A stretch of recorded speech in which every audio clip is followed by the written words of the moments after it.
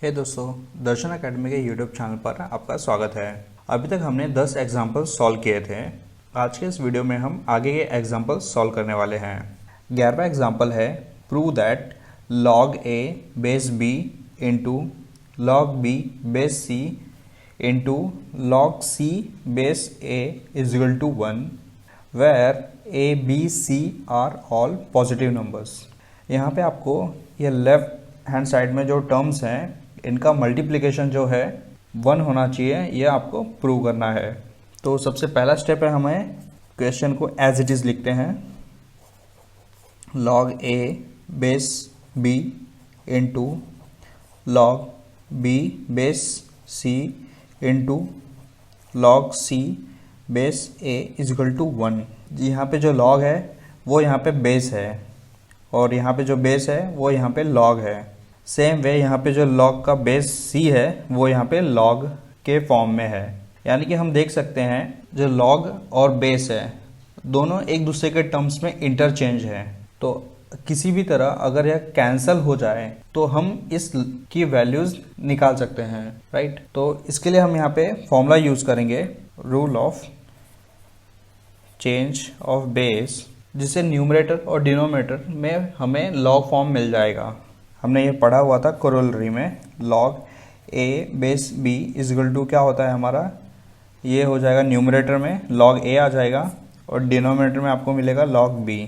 तो इस फॉर्मूला की मदद से हम यह क्वेश्चन सॉल्व कर सकते हैं। तो हमारा लेफ्ट हैंड साइड है log a base b into log b base c into log c base a। अभी हम यहाँ पे क्या कर रहे हैं, applying rule of change of base. तो हम यहाँ पे अप्लाई करेंगे तो हमें यहाँ पे मिलेगा न्यूमरेटर में log a और जो बेस है वो यहाँ पे डिनोमिनेटर में चले जाएगा। तो log b आ गया आपका।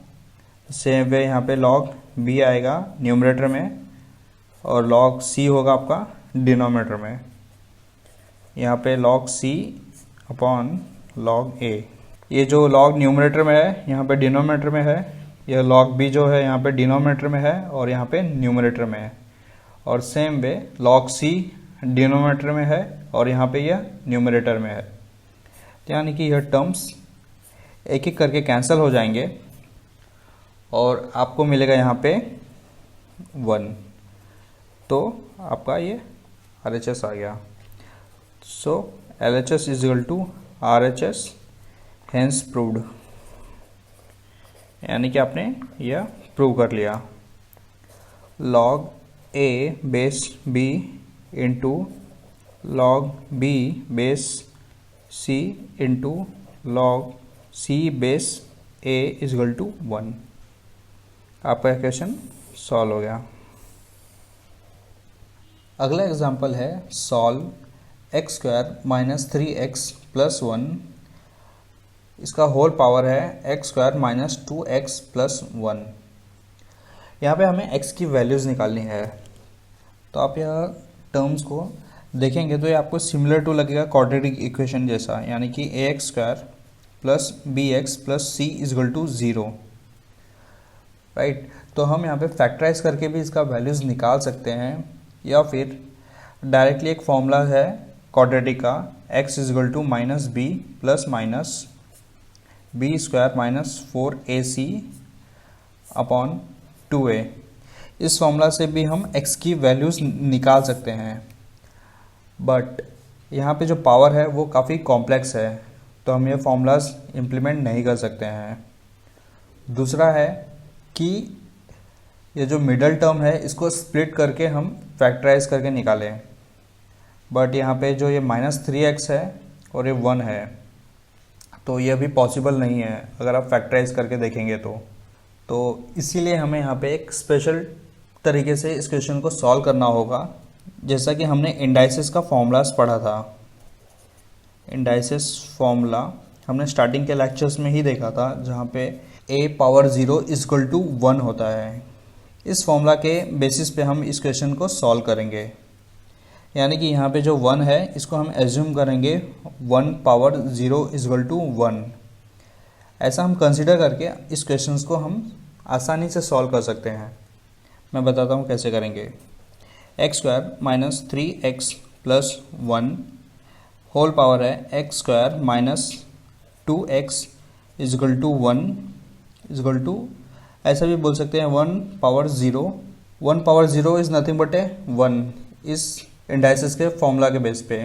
तो ऐसा करने पे हमें यहाँ पे पावर को हम कंपेयर करेंगे तो x square minus 2x is equal to 0 मिल जाएगा और हम बेस को भी आसानी से कंपेयर कर सकते हैं। तो x square minus 3x plus 1 is equal to आ गया आपका 1, यानी कि जो पावर का टर्म है वो एक साइड हो गया कंपेयर करके, और जो बेस का टर्म है वो हमने एक साइड कंपेयर करके अलग कर दिया।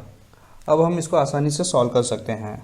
यहाँ पे हम x को कॉमन ले लेंगे तो x माइनस 2 मिलेगा और 0 मिलेगा, यानी कि x इजगल टू 0 और x इजगल टू 2। ये दो आंसर हमें पावर के लिए मिल गए। अब हम यहाँ पे बेस को सॉल्व करते हैं। तो बेस को हम कैसे सॉल्व करेंगे, डायरेक्टली सभी टर्म्स को एक साइड लेके आएंगे, यानी कि x square minus 3x plus 1 minus 1, इसको मैंने यहाँ पे लेफ्ट हैंड साइड पे लेकर दिया और इजगल टू 0 हो गया। अब ये दोनों कैंसिल हो जाते हैं और यहाँ पे आपको x कॉमन ले लेते हैं तो x माइनस 3 मिल जाएगा इजगल टू 0, यानी कि x इजगल टू 0 और x इजगल टू 3। तो आपको यह इस तरह तीन आंसर्स मिलते हैं। x is equal to 0, x is equal to 2, 0 तो यहाँ पे आया हुआ ही है, और x इजगल टू 3। तो यानी कि सॉल्यूशंस है आपके पास कौन कौन से, x इजगल टू 0, 2, 3, ये आपके आंसर हैं, यानी कि आपका क्वेश्चन हो गया सॉल्व्ड। अगले एग्जांपल की तरफ बढ़ते हैं। Find the value using rules of logarithm 2 log 3/4 plus log 13 1/3 minus log 7 1/2।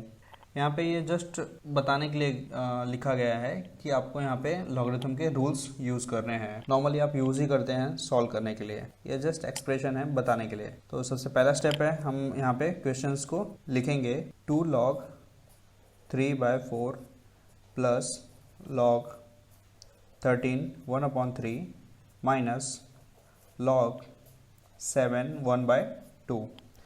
अब यहाँ पे देखेंगे तो यहाँ पे प्लस और माइनस है, यानी कि हम यहाँ पे लॉगरिथम के जो रूल्स हैं कौन से यूज़ करने वाले हैं, पहला और दूसरा, यानी कि प्रोडक्ट एंड क्वोशिएंट के।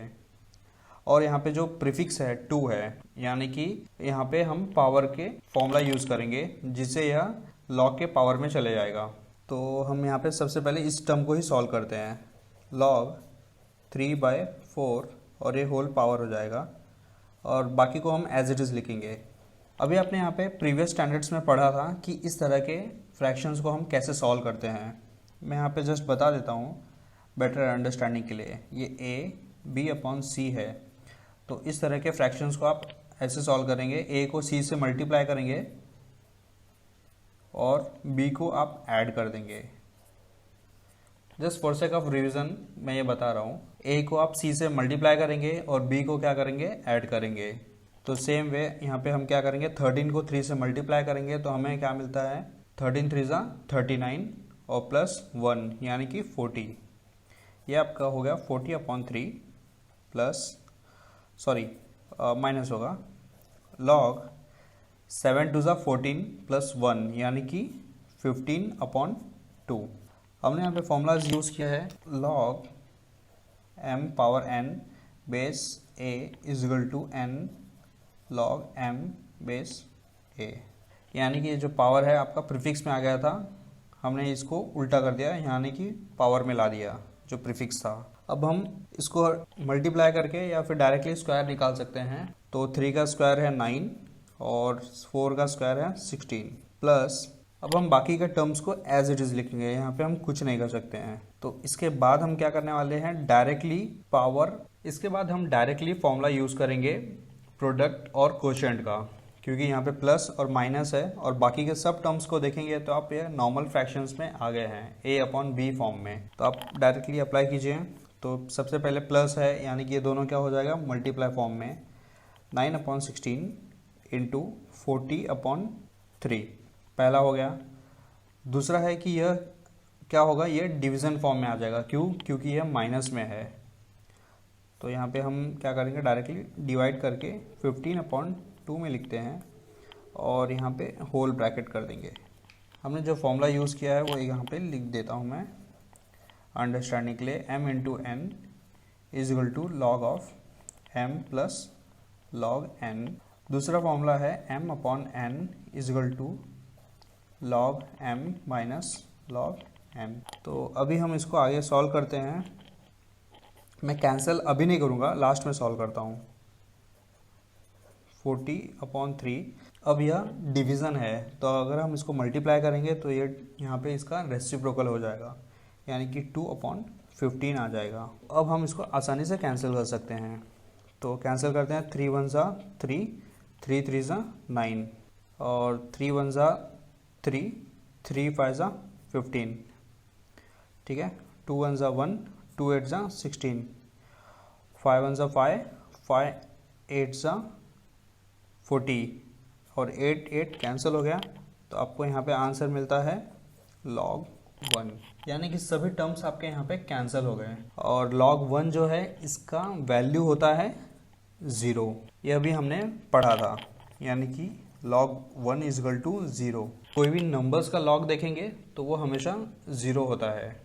तो इस तरह आपका ये क्वेश्चन सॉल्व होता है और आप फाइनल स्टेटमेंट लिखते हैं 2 log 3/4 plus log 13 1/3 minus log 7 1/2 is equal to 0, यानी कि यह आपका आंसर आ जाता है इस क्वेश्चन का। अगले एग्जाम्पल की तरफ बढ़ते हैं। Solve log x base 2 plus log x base 4 is equal to 2। यहाँ पे हमें x की वैल्यूज़ निकालनी है। अब यहाँ पे देखेंगे, यहाँ पे प्लस है। सबसे पहला ख्याल दिमाग में आता है कि हम यहाँ पे logarithm of product formula use कर सकते हैं, बट यहाँ पे हम यह यूज़ नहीं कर सकते हैं। उसका रीज़न है कि यहाँ पे जो बेस है वो 2 है और यहाँ पे जो बेस है वो 4 है। अगर ये दोनों बेस सेम होते थे तभी हम ये फॉर्मूला यूज़ कर सकते थे। तो आइए देखते हैं कैसे हम इसको सॉल्व करेंगे। सबसे पहले मैं क्वेश्चन को एज इट इज़ लिखता हूँ, log x base 2 plus log x base 4 is equal to 2। तो जैसा कि हमने देखा लॉगरिथम ऑफ प्रोडक्ट फॉर्मूला हम यूज़ नहीं कर सकते हैं, तो इसी के लिए हम यहाँ पे दूसरा फॉर्मूला यूज़ करेंगे, rule of change of base. Using rule of change of base formula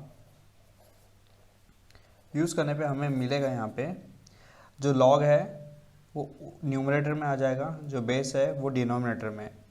तो यानी कि हमें मिलेगा log x upon log 2 plus log x upon log 4 is equal to 2। अभी भी हम यहाँ पे और कुछ सिंप्लीफाई नहीं कर पा रहे हैं, तो 2 और यहाँ पे log 4 है, तो इसको हम यहाँ पे इस फॉर्म में लेके आएंगे।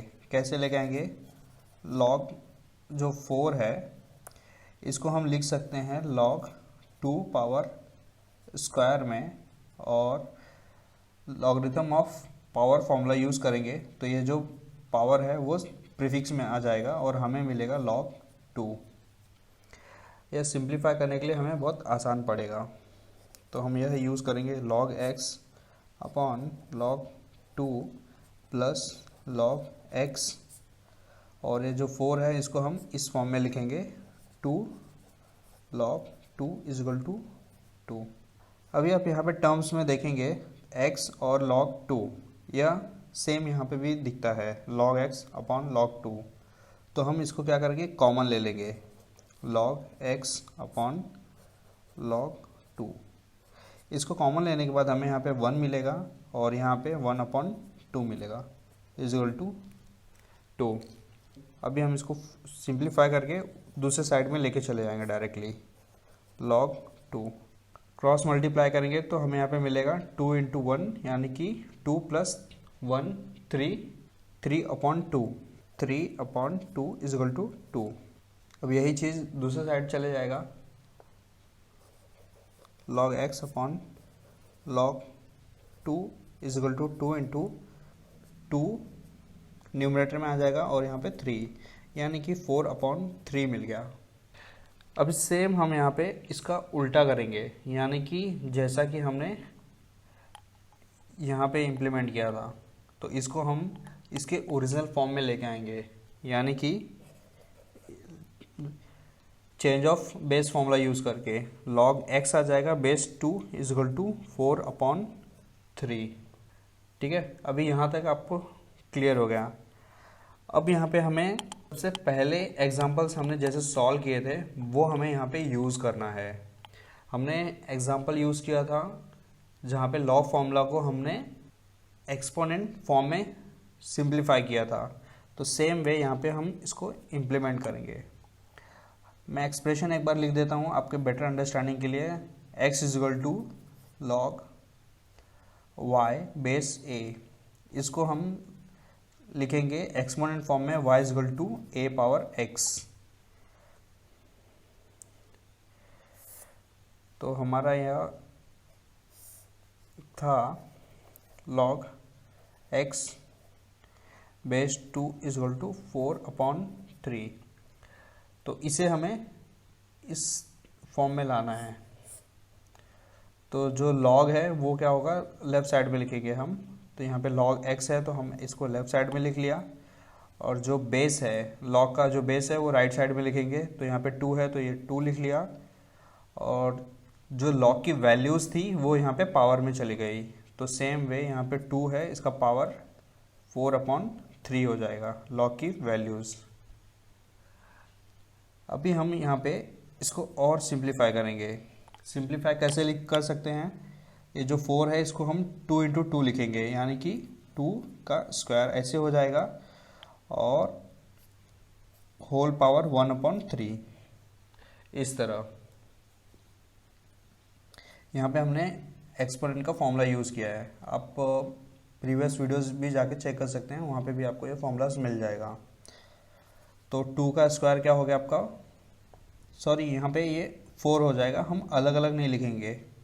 2 का पावर 4 हो गया और होल पावर 1/3 हो गया। 2 का पावर 4 यानी कि ये 16 हो गया, और आपका ये क्यूब रूट आ गया। 1/3 is nothing but a cube root.